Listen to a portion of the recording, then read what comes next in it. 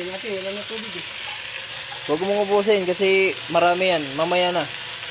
Sige pa, lagyan mo pa. Bakit?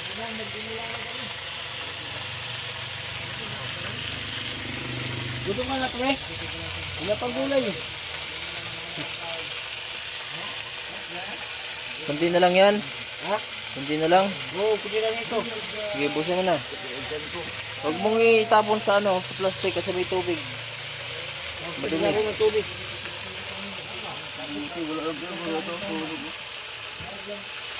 Ayan.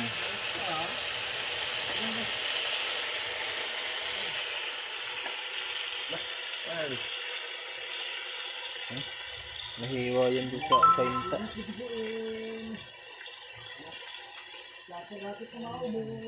Ano ulit mo? Naulang na dito isda yung taksi kanina. Oo.